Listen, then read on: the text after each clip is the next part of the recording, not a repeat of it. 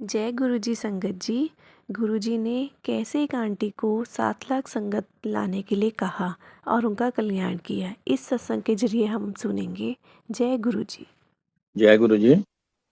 हम तो अपने आप को बहुत लकी समझते हैं कि इस जन्म में हमें गुरु जी मिल गए। आंटी को गुरु जी ने कहा था 7 लाख लोग लाने हैं। जब गुरु जी चोला छोड़ने से पहले बोला था, भाटिया आंटी वो आजकल ऑस्ट्रेलिया में है, उनको बोला था 7 लाख लोग लाने हैं। घर में आंटी आई तो मुझे कहने लगी कि गुरु जी कहते हैं 7 लाख लोग लाने हैं। मैं तो 70 लोगों को भी नहीं जानती, हम तो 23 साल श्रीलंका में रहे, तो ये कैसे होगा।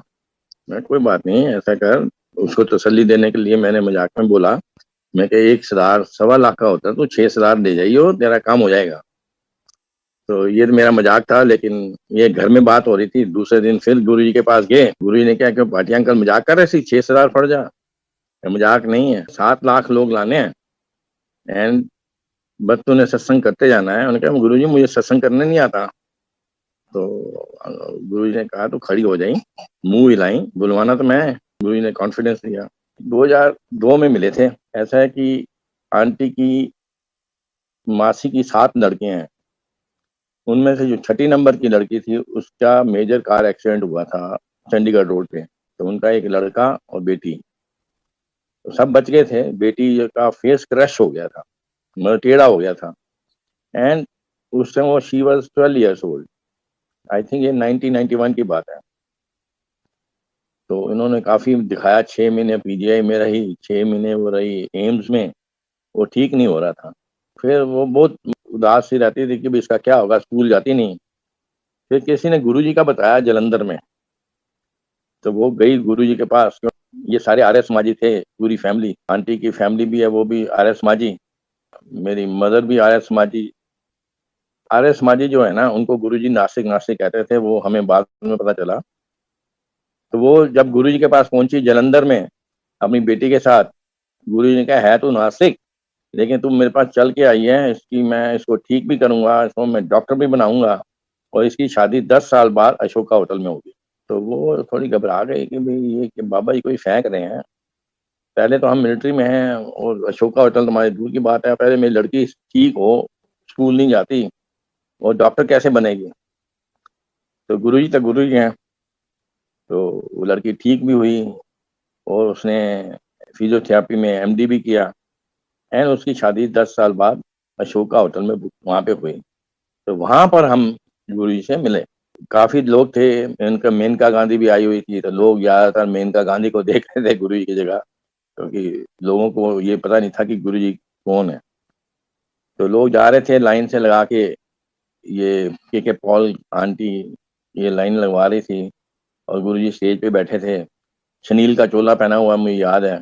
उससे पहले ये था कि 24 दिसंबर को जबरदस्त बारिश हुई थी और हम इनका ये शंकर विहार में रहते थे, डोमेस्टिक एयरपोर्ट के पास। तो हम रात को जब बारिश हुई काम पूछने गए, तो हमने कहा भाई आप संगीत पार्टी कहाँ कर रहे हैं, कहते हैं यही गार्डन में। तो वो उस टाइम ब्रिगेडियर थे, या कहते हैं। मैंने कहा आपका दिमाग ठीक है, आज इतनी बारिश हुई है, कल आप यहाँ पे खराब हो जाएगा। तो उन्होंने कहा नहीं जी, हमें गुरु जी की कृपा है। तो उस टाइम हम गुरु जी को जानते नहीं थे, तो हम चुप कर गए। 25 दिसंबर को बड़ी फर्स्ट क्लास संगीत पार्टी हुई। 26 दिसंबर को फिर जबरदस्त बारिश। फिर हम रात को पूछने गए कि भाई आपने अशोका होटल में गार्डन में तो नहीं रखी, कहते हैं नहीं, हमें गुरु जी की कृपा है। फिर वही उनका वही आंसर था। तो फिर हम भी चुप कर गए और फर्स्ट क्लास शादी हुई, लोग काफी थे वहाँ पे। तो जैसे सबको नास्तिक नास्तिक बोल रहे थे, तो मैंने अपनी वाइफ को कहा, मैं कहा चल गुरु जी के पास चलते हैं। तो उस तरफ देखा, आंटी कहते कोई डॉन लग रहे हैं, सुनील का चोला पहना हुआ है, तो कोई डॉन बैठे, मैं तो नहीं जाती। मैंने उस तरफ देखा तो मुझे कोई, मतलब जैसे चुंबक होती है ना, अट्रैक्शन खींच रही थी। तो मैंने इनको कहा, मैं मैं चलता हूँ, चलो मेरे साथ। कहती मैं नहीं जाती। मैंने इनका हाथ पकड़ा आंटी का, जबरदस्ती ले गया। मैं कहा चलो चलते हैं। तो मैंने अपने सांडू को पूछा, मैंने कहा भी चलना है, कहता ना ना ना मैं नहीं जाता। वो बड़ी वाली एक इनकी सिस्टर है, वो झांसी में रहती है वो, तो वो हमेशा इश्यू इश्यू करती रहती है, आप गुरु जी करोगे, हम नहीं जाते हैं। तो मैंने आंटी को हाथ पकड़ा, मैं कहा चलो। तो रास्ते में मैंने बोला आंटी को, मैं कहा चरण छू लेना। कहते नहीं नहीं, मैं चरण नहीं छूती किसी के, हस्बैंड के सिवा। मैं कहा हस्बैंड कह रहा है छू लेना तो छू लेना। तो वहां पे हमने गुरु जी के चरण छुए और गुरु जी हमसे बातें करने लग गए। कम से कम उन्होंने 4-5 मिनट बातें करी हमारे साथ, हाल-चाल पूछा, कहाँ से आए हो? गुरु जी को तो सब पता था, लेकिन उन्होंने बात करने का था कि भई कहाँ से आए हो? हम बात करते रहे, तो थोड़ा कॉन्फिडेंस बढ़ता रहा। उस टाइम मैं बड़ा दुखी था, अब आंटी की वजह से। आंटी को फूड पाइप में अल्सर भी था, साथ में जुकाम इनका ज़बरदस्त था। चाय वगैरह, समोसा वगैरह ये कुछ खा नहीं सकती थी। मैं डॉक्टरों के चक्कर लगा के थक गया था। तो एक भोलेपन में मैंने गुरुजी, मैं कहा इतनी बात कर रहे हैं, मैंने हाथ जोड़ के बोला, मैं गुरुजी मेरी वाइफ का जुकाम ठीक कर देना। तो इमीडिएटली वो बोल पड़ी, के पॉल आंटी की लाइन जो लगवा रही थी, कहते हैं इतनी देर किसी से बात कर नहीं रहे, आपसे बात कर ली, अब जो भी करनी है बात गुरुजी के आश्रम में आके करना। ठीक है, फिर हम चले गए। सारे मेनका गांधी को देख रहे थे, जैसे वो इम्पोर्टेंट हैं उस टाइम। काफ़ी बहनें वहाँ से अमेरिका वगैरह में से आई थी, सारे आर्य समाजी थे। तो कहते हैं गुरुजी हमें बोल रहे नास्तिक नास्तिक, खैर मजाक उड़ा रहे थे। तो उसके बाद जी शादी हो गई, हम अपना घर आ गए। 2-3 दिन बाद फिर वो आए जबरदस्ती यहाँ पे रिटर्न गिफ्ट लेके। एंड हमने कहा आपने तो ले लिया रिटर्न गिफ्ट। वो कहते नहीं, दोबारा ले लो। खैर वो दोपहर के बैठे हुए, काफ़ी सत्संग उन्होंने सुनाए। एंड शाम हो गई, तो मेरी आंटी ने बोला कि यहाँ पे जयपुर में ना हल्दीराम खुला है नया, तो वहाँ पे चलते हैं, हम आपको डिनर कराते हैं। कहते नहीं जी, हम तो गुरु जी का लंगर खाएंगे। तो उस time langar was very important for them, हमें कुछ पता नहीं था। खैर मेरा दिल था कि भाई जाके गुरु जी से मिलूं मैं। तो आंटी कहती है जो मेरा दिल बने, उन्होंने काफ़ी सत्संग सुनाया, तो आंटी का थोड़ा बहुत दिल बना, लेकिन इतना नहीं बना कि एकदम चली जाए।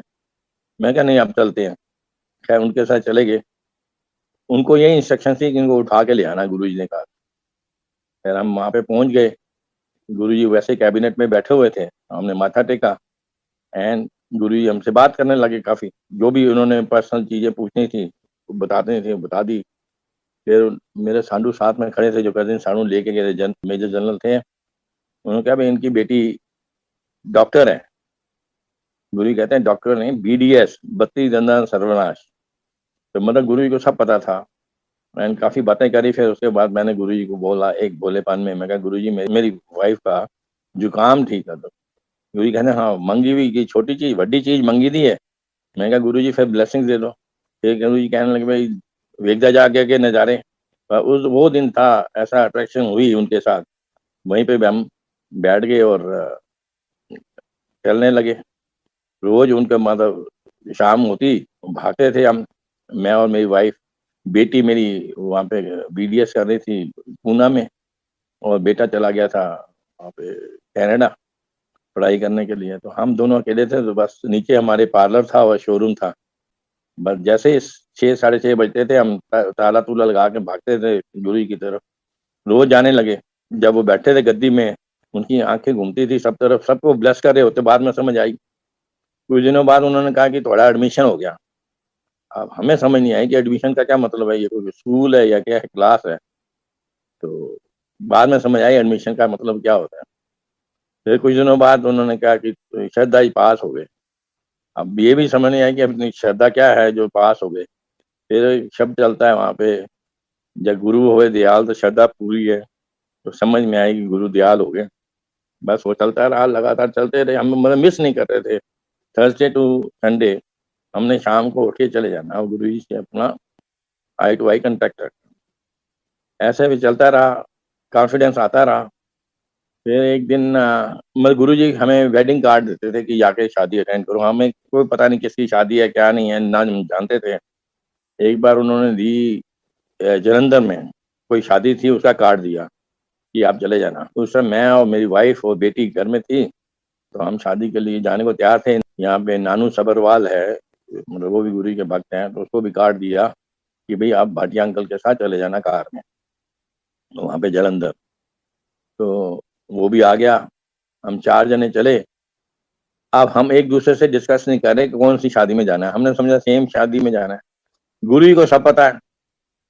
और वहाँ पे हम जलंधर मंदिर पहुंचे। मैं कहा चलो मत्था पहले टेक लेते हैं। वहाँ बैठे और वहाँ पे डिस्कस कर रहे हैं कौन सी शादी में जाना है। तो मैंने कहा ये शादी पे जाना है। वो कहता है मैंने ये शादी पे जाना है। इन द मीन टाइम एक कपल आ गया, वहाँ पे बैठ गया। कहता है कोई हम मोस्टली हम आते नहीं है इस टाइम, लेकिन पता नहीं क्यों हमें खींच लाए इधर और हम आ गए। तो उसने बताया कि हमने ये वाली शादी में जाना है। तो वो हम नानू की जहाँ शादी में जाना था, वो वहीं जा रहे थे, तो नानू को लिफ्ट मिल गई वहाँ के लिए, हम चले गए दूसरी जगह। दूसरी जगह एक आंटी है, हमारी फ्रेंड सीता चांद, वो वहाँ पे आई हुई थी।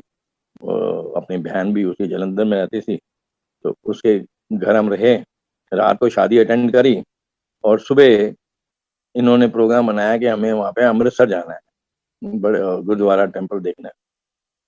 तो मैंने नानू को फ़ोन किया, नानू कहता ठीक है, वहाँ पे जलंधर से अमृतसर की एक रोड होती है, उधर से वो फगवाड़ा में था, वहाँ से एक रोड लेके सेंटर से, मैं कहा वहीं मिलना, वहीं से चलेंगे। तो आंटी जो सीता चांद थी वो भी चल पड़ी, हम 5 जने चले गए अमृतसर। अमृतसर वहाँ से जलंधर से 80 किलोमीटर है। तो हम चले गए, मेरे पास लैंसर गाड़ी थी। हम पहुँच गए वहाँ पे जलंधर, गुरुद्वारा में मत्था टेका, प्रसाद खाया। उसके बाद आंटी कहीं नहीं, हमने वहाँ पे जाना है Wagah border. Wagah border 20 kilometre आगे था। मैं कहा चलो चलते हैं, वाघा बॉर्डर भी देख लेते हैं। वहाँ पे बॉर्डर, वाघा बॉर्डर पहुंचे, और वहाँ पे कहते हैं हम तो परेड देख के जाएंगे। 6 बजे परेड होती थी। तो मैं कहा चलो ठीक है, अब देख लेते हैं, परेड भी देख लेते हैं। बड़ी अच्छी परेड थी वहाँ पे, थोड़ा सा नेशनलिटी, हमारे हिंदुस्तान जिंदाबाद, भारत माता की जय, तो वही ना, उधर से पाकिस्तान क्या चल रहा था, तो बड़ा अच्छा, मतलब उनकी परेड अच्छी थी। वो 6 बजे शुरू होती थी, 7 बजे करीब हम परेड देख के वापस चलने लगे। ये स्टोरी इसलिए सुना रहा हूँ कि गुरु जी को सब पता वहां बैठे बैठे क्या हो रहा है। और जैसे ही मैंने गाड़ी स्टार्ट की 7 बजे, मुझे 100 किलोमीटर जाना था जलंधर पहुंचने के लिए। 80 तक तो अमृतसर था, 20 किलोमीटर वाघा बॉर्डर था। वाघा बॉर्डर से चले तो मेरे कार के टायर में आवाज आने लगी। तो मैंने उसको नानू को कहा, मैं कहा उतर के देख भैया, तो उस साइड में देख, दोनों टायर ठीक हैं। इधर से मैंने देखा, दोनों टायर ठीक थे। हम चल पड़े। मैं 120 की स्पीड से ऊपर चलाऊं तो हैंडल हिले, तो 100 की चलो चलाऊं तो ठीक तरह चल रहा है। और वहां से हम पहुंच गए जलंधर मंदिर। गाड़ी रोकी, अंदर गए, चाय प्रसाद पिया। वहां पर सुदाम जी होते थे, गुरु जी के भक्त। तो उन्हें चाय प्रसाद दिया। हम जैसे बाहर आए तो नानू कहता वो टायर पंक्चर है। तो मैंने कहा वो टायर चेंज करना पड़ेगा, चलो निकालते हैं। जैसे हमने डिक्की खोली, इन द मीन टाइम एक आदमी दूर से आ रहा है, टूल्स वगैरह सब लेके। तो भैया कौन है? कहते मैं हट जाओ, मैं चेंज करता हूँ। देखो गुरु जी बैठे हैं वहां पे, एम्पायर स्टेट में, उनको पता है इनका टायर पंक्चर हो गया है। उन्होंने पहले अरेंज करा दिया, जो लेंसर गाड़ी का है, उनका टूल वगैरह वो सब लेके आया, उसने टायर चेंज किया। मतलब गुरु जी दिल्ली में बैठे हैं एम्पायर स्टेट में, उनको सब पता है कि क्या हो रहा है, कि भाटिया का टायर पंक्चर हो गया, कैसे वो करना है। 100 किलोमीटर गाड़ी पहले चलवा दी, फिर उसने टायर चेंज किया, और हम चले गए रात को सोने। सुबह उठ के फिर मैं कहा पहले मैं टायर चेंज करा लूँ, क्योंकि दिल्ली तक जाना है। और टायर वाली जगह गया तो कहता है भाई साहब कहाँ से आ रहे हो? मैं क्या वाघा बॉर्डर से। कहते आपका टायर तो फटा हुआ है। तो फटे हुए टायर में गुरु जी ने कैसे गाड़ी चलवा दी, तो गुरु जी जानते हैं। तो ये मैं कहने का मतलब है, गुरु जी दिल्ली बैठे हैं, उनको सब चीज पता है कि क्या हुआ है, क्या होने वाला है, क्या होगा। ऐसे ही फिर हमारे घर में नवंबर 2003 नवंबर के टाइम इसकी कजन सिस्टर की लड़की की शादी थी बेंगलोर में। आंटी चली गई उधर। पहले तो मैं आंटी को पूषा नाम से बुलाता था, लेकिन गुरु जी के आने के बाद अंकल आंटी गुरु जी बोलते थे, तो अब अपनी वाइफ को भी आंटी बोलता हूँ, बेटी को भी आंटी बोलता हूँ। और वो गई वहाँ पे बेंगलोर शादी अटेंड करने, नवंबर का महीना था। तो यहाँ पे नीचे हमारा पार्लर और शोरूम था। ये मेरे पास कंप्लीशन सर्टिफिकेट नहीं था कोठी का, क्योंकि इसमें प्रॉब्लम थी। हम आंटी ने अपने हिसाब से बनवाई थी। बेसमेंट जो 2/3 नीचे होनी चाहिए, हमारी 1/3 नीचे थी और 2/3 ऊपर थी। इससे हाइट बढ़ गई थी, और काफ़ी चीज़ें जो थी वो अकॉर्डिंग टू हुडा रूल्स नहीं थी। खैर वो आए तो उन्होंने आगे की सीढ़ियाँ अलाउड नहीं थी, संकन लॉबी अलाउड नहीं थी। तो वो क्रेन लेके आ गए, उन्होंने सीढ़ियाँ तोड़ने की कोशिश की, टूटी नहीं उनसे, थोड़ी बहुत टूटी। और बाउंड्री वॉल गिर गई क्रेन से। जब बाउंड्री वॉल गिर जाए किसी की, तो वो फिर आगे नहीं तोड़ सकते हैं, तो चले गए वो। तो मैं तो घबराया हुआ था। मैं तो सीधा, हमारे तो गुरु जी हैं, वही सोल्यूशन निकालेंगे, भागा गया वहाँ पे अंपायर स्टेट। माथा था, माथा, मैं गुरु जी के चरण चूमता था। मैं गुरु जी के चरण चूमे, गुरु जी हुडा वाले आए सी, वो कार तोड़ गए, मेरे को कंप्लीशन सर्टिफिकेट भी नहीं है। गुरु जी ने क्या, हो जाऊगा। फिर वो एक सेकंड के लिए कहते हैं, उस डिपार्टमेंट ना बेईमानी बहुत है। ये 2 वर्ड बोले, तो ये तो मेरे लिए पत्थर की लकीर थी कि हो जाऊगा।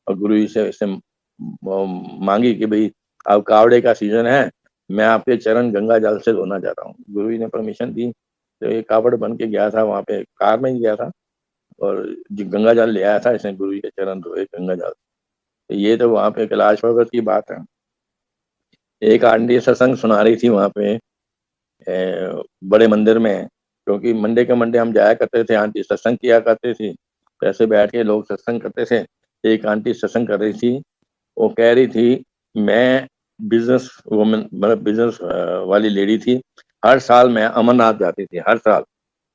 तो अब प्रॉब्लम हो गई, उनकी बेटी ठीक नहीं थी, कोई प्रॉब्लम हो गई, हस्बैंड किसी अपने सेक्रेटरी के साथ इन्वॉल्व हो गया, तो इसको छोड़ गया।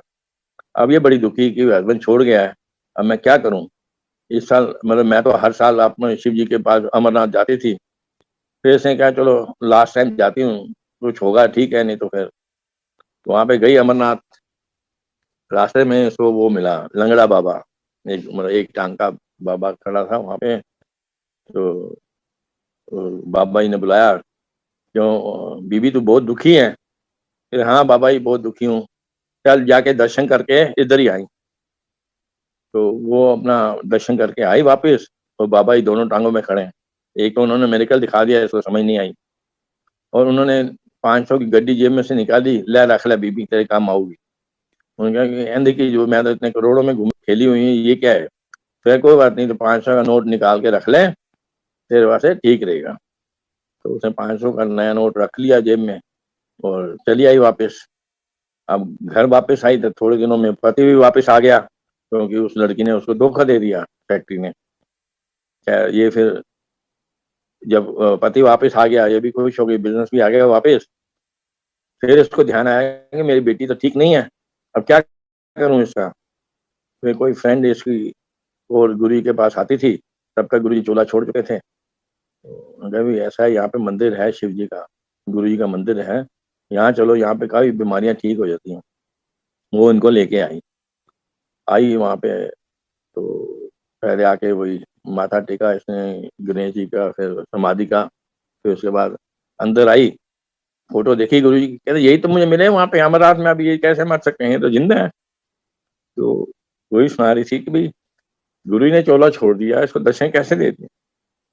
तो खैर आती रही, कहती मेरी बेटी भी ठीक हो गई। तो ये कई स्टोरियां हैं। हमारा तो कॉन्फिडेंस गुरु जी के साथ बढ़ता ही गया। गुरु जी ने काफी प्यार किया, उनको हर चीज पता थी हमारी।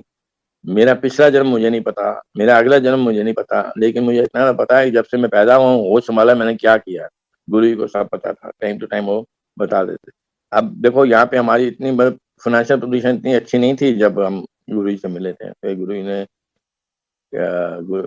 आंटी को ब्लेस किया कि भाई तेरी फैक्ट्री होएगी। अब फैक्ट्री होएगी कैसे होएगी, ये भी एक आंटी ने स्टोरी सुनाई होगी अपने भाई की। इनका भाई जो है ना, वो किसी भगवान को नहीं मानता, वो अपने आप को ही कहता है मैं ही भगवान हूँ, मैं ही सच बोलता हूँ। मंदिर नहीं जाता था, मंदिर के बाहर पेशाब भी करता था, तो इतना नास्तिक था वो। खैर गुरु जी ने एक दिन क्या, अपने प्राण बुला। तो मेरी वाइफ ने कहा कि भाई गुरु जी बुला रहे हैं। कहते, हाँ ऐसे बड़े देखे हैं, तुम बेवकूफ लोग हो, श्रीलंका में पैसे लुटवा के आए हो, बाकी जो बचा है ये भी लूट रहे हैं। मैंने कहा नहीं ऐसी बात नहीं है, गुरु जी है। तो उन्होंने कहा नहीं ऐसे बड़े देखे मैंने। अब दो तीन बार गुरु जी ने कहा, तो फिर उन्होंने आंटी को कहा इसको छोड़ दो, अब ये अपने आप खोता अपने आप चल के आएगा। भाई गुरु जी तो गुरु जी हैं, तो खोते ने तो आना ही था। खैर वो उसको बैडमिंटन खेलते हुए रैकेट लगा तो उसकी आंख चली गई। अब एकदम वहाँ पे डॉक्टर के पास गया, डॉक्टर कहते नहीं यहाँ पे ठीक नहीं हो सकता, आपको दिल्ली जाना पड़ेगा। दिल्ली आया, हमारे घर में रहा, डॉक्टरों को, शराफ वगैरह सबको, बड़े बड़े डॉक्टरों को दिखा रहा है। तो वो कहते नहीं यहाँ ठीक नहीं हो सकता। फिर हम सत्संग सुनाए, इसके साथ लोग भी आए हुए थे, वो सारे चलने को तैयार हो गए, इसने सबको रोक दिया कि नहीं, नहीं जाना चाहता। मैं नहीं जाऊंगा तो नहीं जाओगे। खैर इसको उम्मीद थी कि मैं शंकर नेत्रालय चेन्नई जाऊंगा, वहां से कुछ मेरा हो जाएगा कल्याण।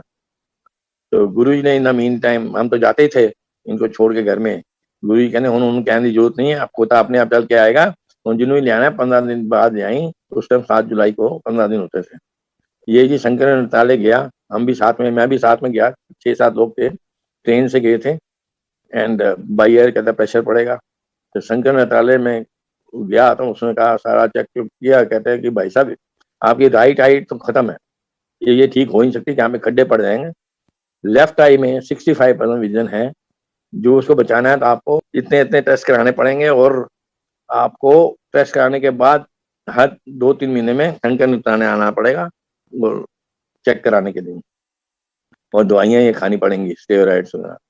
अब ये तो जी दिमाग इसका हिल गया कि भाई इतना वो होगा। इसने कहा अमेरिका जाके ठीक हो सकता हूँ, कहता नहीं जी हो ही नहीं सकता।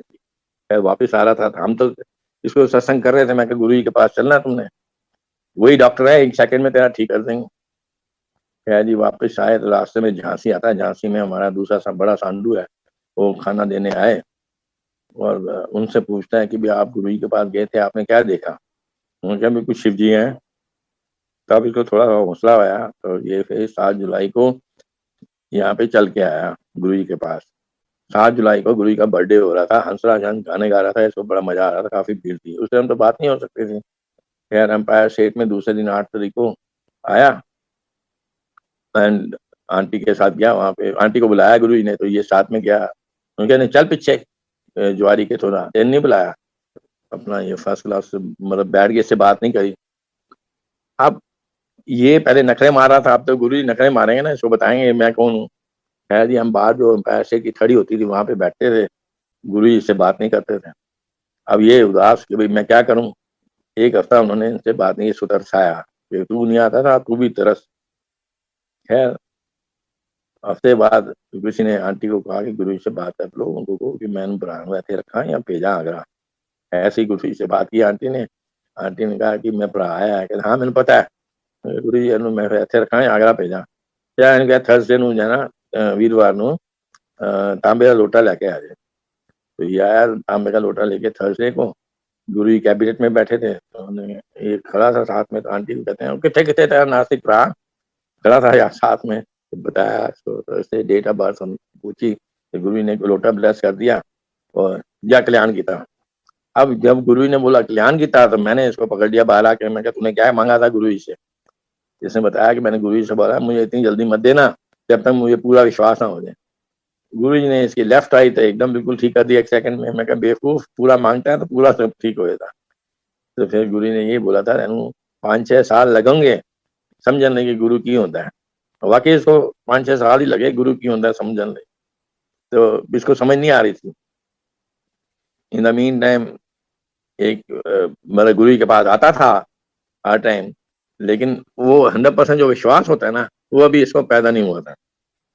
खैर ये अपना एक फ्रेंड था, मतलब बातें हर एक की करता, हर एक को करता था गुरु जी की, लेकिन खुद अंदर से कॉन्फिडेंस नहीं था। फिर इसका एक फ्रेंड था, वो भी शू लाइन में था, उसकी बेटी थी, पैर उसकी बैक बोन नहीं थी, तो बेड रिडन थी, तो उसको जंजीरों से बांध के रखते थे बेड पे, जिससे वो मतलब गिर ना जाए। और उसकी मदर उसको ध्यान करती थी, तो ये इनका जो फादर था, दोस्त था, उसको ले आए गुरु जी के पास। अब गुरु जी ने बात नहीं करी, अपना माथा टेके चला गया। दूसरी बार भी आया, गुरु जी ने बात नहीं करी। तीसरी बार उसकी वाइफ ने कहा कि तू बात क्यों नहीं करते गुरु जी से? तो मैं चलती हूँ, देखता हूँ कैसे नहीं बात करते। तो तीसरी बार वो उसकी वाइफ साथ में आई, तो गुरु जी को सब पता है क्या हो रहा है। गुरु जी कैबिनेट बैठे, ओ आगरा जाओ जाओ, आगरा वाला ताजमहल देखो। और गुरु जी ने ऐसी बात कर दी, तो बात नहीं की। अब ताजमहल देखो, अब ये कहें कि भैया ऐसे कैसे गुरु जी हैं जो हम आगरा में रहने वाले, हमने क्या ताजमहल नहीं देखा? इन्होंने दूसरी तरफ ले लिया। अब मानोगे 2007 में गुरु जी ने चोला छोड़ दिया, 2008 में शायद इसके घर में कोई लोग आए थे रिश्तेदार, उन्होंने कहा मामा ये ताजमहल नहीं दिखाओगे? तो वो ताजमहल ले गया उनको। जैसे ताजमहल में पैर रखा उसने, इसकी लड़की की मुक्ति हो गई, घर से फोन आ गया कि भी उसकी मुक्ति हो गई। तो गुरु जी ये मुक्ति देना चाहते थे कि तू ताजमहल जा। वो गुरु जी ऐसे बांध देते थे जिससे मतलब गुरु जी को सब पता होता था, लेकिन आपके कॉन्फिडेंस के ऊपर भी है कि कितना आप उन गुरु जी को विश्वास कर सकते हो। हमने ये देखा है गुरु जी पे जितना आप विश्वास करोगे उतना आप उनसे पाओगे। गुरु जी ने तो देना ही देना है, वो भगवान है। एक बार बैठे हुए थे, ट्यूसडे के दिन गुरु जी ने बुलाया था, थोड़े लोग थे, मैं था, मेरी वाइफ थी, आंटी थी, बेटी थी भावना, तो ये आंटी पैर दबा रही थी, बेटी सिर दबा रही थी, मैं इधर बैठा था। फिर गुरु जी बड़ा मजाक में यूं कर रहे थे, कोई 20-25 लोग होंगे। गुरु जी मजाक कर रहे थे, एंड ASC आटा सब्जी चोर। गुरु जी बड़े पाके बनाते थे ऐसे कि आटा सब्जी चोर, PGI परलोक गया इंसान, वाइफ का मतलब पता है, वर इज इनवाइटेड फॉर एवर। तो आंटी ने कहा, गुरु जी आपने तो भाटिया अंकल को खुश कर दिया। कहने आधे ਲਈ नहीं है, कहते सांडू लइए जाके कह दें कहते लिए होने आ रहा है। तो उनका हस्बैंड का मतलब है horse under severe burden with no direction. तो ये गुरु जी बताए। फिर BDS का तो कहते ही थे बत्ती धंधा सर्वनाश। अब ये मेरी बेटी लगी हुई थी कि भाई मैंने MDS करनी है गुरु जी। तो कहने की लोड़ है, तेरे कम नहीं आएगी, तेन ऑस्ट्रेलिया भेजांगे। मैं गुरु जी ने उस टाइम भी बोल दिया कि ऑस्ट्रेलिया भेजा। तो भगवान ही है, उन्होंने समझाया था उन्होंने कि भाई सबसे पहले नंबर ते आंदा गुरु, दूजे नंबर ते आंदी संगत, तीजे नंबर आने शिव जी। जब बोल दिया उसके बाद आराम से मुझे कहते हैं मैं महाशिव 10 द्वार पार करके बैठे हुए हैं। तो हम तो इतने कॉन्फिडेंस थे कि भाई उनकी हर बात हमें माननी है, क्योंकि वो हमारे भले के लिए कहते हैं, हर एक का भला करते थे वो। लेकिन उनको सब पता था कि कौन कितने पानी में है, कौन आएगा कौन जाएगा। ऐसे ही एक बार जनरल कपूर के साथ एक आया था वहां पे DIG चंडीगढ़ का। आगे आगे बैठे जनरल कपूर, उसके साथ वो सरदार जी बैठे थे DIG चंडीगढ़ के। उन्होंने कहा कि भाई गुरु जी प्रवचन कब देंगे। उन्होंने कहा ऐसे प्रवचन नहीं होता। तो उसने पूछा यहाँ पे क्या होता है। जनरल कपूर चुप रहे। इन द मीन टाइम गुरु जी ने वहां पे थोड़ा सा आगे स्पेस बनाया। एक साउथ इंडियन लेडी बहुत जबरदस्त डांसर थी, जो उसको खड़ा किया कि भाई तू आके डांस कर। तो वो खड़ी होके उसने डांस किया। गाना चला, तू चीज बड़ी है मस्त मस्त। ये गाना चलता वो डांस करती रही। फिर उसके बाद डांस खत्म हुआ, फिर गुरु जी कहने वंस मोर। ऐसे 3-4 दफा किया कि वंस मोर वंस मोर। उसके बाद सरदार जी को बड़ा वो है कि यहाँ पे क्या होता है। फिर गुरु जी ने कहा इत्थे ए होंदा है। अब इत्थे ए होंदा है सुन के सरदार जी तो चले गए, वहां से भाग गए कि भैया इत्थे ए होंदा है। फिर उस लड़की को खड़ा किया, उसको बता तो अपना सत्संग। वो कहती मैं कथक की जबरदस्त डांसर थी, फेमस डांसर साउथ इंडियन। मैं मेरे पैर में प्रॉब्लम आ गई, पैरालिसिस हो गया, मैं डांस नहीं कर सकती थी। मैंने सब इलाज कराए, सिंगापुर तक गई, वहां पे भी ठीक नहीं हुआ। यहाँ आई, गुरु जी ने मुझे ठीक कर दिया, मैं डांस कर सकती हूँ। मुझे गुरु जी 1000 दफा बोलेंगे डांस करने को, मैं करूंगी। तो गुरु जी हैं। तो ऐसे ऐसे कई इंसिडेंट हैं। गुरु जी जब बचाते नहीं सकते, लेकिन कोई किसी को समझ आएगी तो वही करेगा। उनके भाई को समझ नहीं आई, गुरु जी के भाई को। उनका भाई आया था, उनकी शिव जो अंकल हैं उनके दोस्त गुरु जी के, ये आए वहां से एम्पायर स्टेट। तो बड़े खुश होके वहां पे उनको गुरु जी को कहते हैं मैं गां खरीदी है, 12 किलो दूध देती है। कहते हैं तू गां नहीं खरीदी, अपने लिए काल खरीदा है, उन्हें बेच दे या दान कर दे। लेकिन उनका भाई माना नहीं। तो अब उनके घर की फैमिली का भाई नहीं माना गुरु जी को। तो एक दिन गाय ने सींग मार के उनको मार दिया, उनकी डेथ हो गई थी। तो गुरु जी को सब पता था, लेकिन इंसान तो इंसान ही है। भगवान तो सब जानता है कि आगे क्या होने वाला है। गुरु जी बोल भी गए थे आगे हमारा टाइम आएगा, मैं अपने भक्तों को बचाऊंगा। हमारा टाइम हमने देख लिया यहाँ पे कोविड का, जो भक्तों को बचाया उन्होंने। तो गुरु जी तो, और मैं आपको क्या सुना, गुरु जी को हर चीज पता होती थी कि घर में क्या हो रहा है। आपके घर में बैठे हुए आप क्या कर रहे हो उनको सब पता है, आपने क्या किया है जिंदगी में, क्या सब उनको पता था। अगला जन्म भी उनको पता है, लेकिन जो हमें नहीं पता। लेकिन उनके पास आप आए हो तो आपकी सोल प्योरीफाई हो जाती है, आप यदि उनके इंस्ट्रक्शंस पे चलते हो। वो भगवान है, और हम सबको मानना चाहिए वो भगवान है, क्योंकि जितनी आप प्रार्थना करोगे उतना आपको वो सुनेंगे। अभी भी सुनते हैं। हमारे पास पोती उन्होंने दी है, बिल्कुल गुरु जी को मानती है, जय गुरु जी हमेशा बोलती है। अभी 4 साल की है, बचपन से ही वो गुरु जी को इतना प्यार करते हैं। हमारे नीचे दरबार बना हुआ है, वहाँ पे सत्संग मंडे के मंडे हम करते हैं। जो गुरु जी ने इंस्ट्रक्शन दी थी आंटी को कि मंडे मंडे बड़े मंदिर जाया का, इंस्ट्रक्शन मतलब सत्संग किया का। आंटी जाती थी। हमें यही कहते थे दर्शन कर लो जिन्हें करने, फिर मौका नहीं मिलेगा दर्शन करने का, इतनी भीड़ लग जाएगी, लाखों लोग। आप बताओ, हम आंटी सोचे यहाँ पे 300 लोग हैं, कौन सी भीड़ लग जानी है। आप मानोगे इस पहली तरीक को मैं गया वहां पे 11 बजे करीब सुबह, लाखों लोग थे, लाखों लोगों की भीड़ वहां पैदल चल रहे हैं, अंदर जा रहे हैं, अपना सिस्टमेटिक वहां पे चल रहे हैं, प्रसाद देके आ रहे हैं, दर्शन करके आ रहे हैं। देखो इतनी भीड़ है, जो मौका ही नहीं मिल रहा वहाँ पे अंदर घुसने का। संगत जी, आपने तो सत्संग बहुत मैं देख ध्यान के से हैरान हो गया, सुना मैं गुरु जी आप होगा। सही बोल गए थे। गुरुजी भीड़ कहाँ से आ गई? कैसे अपनी लोगों को संगत इतना का विश्वास ध्यान कैसे हो रखते रहा है हैं, कि उनका कल्याण ख्याल हो रहे करते होंगे हैं लोगों के, और जो तभी तो नहीं भीड़ हो मानते रही है। उनको भी मनवा लेते हैं। जय गुरु जी। ऐसे ही हैं हमारे गुरुजी, अपने आप बुला के उनका कल्याण कर देते हैं। ऐसे ही सत्संग और भी मैं आपको भेजती रहूँगी। आप इस चैनल को सब्सक्राइब करें एंड शेयर करें। धन्यवाद।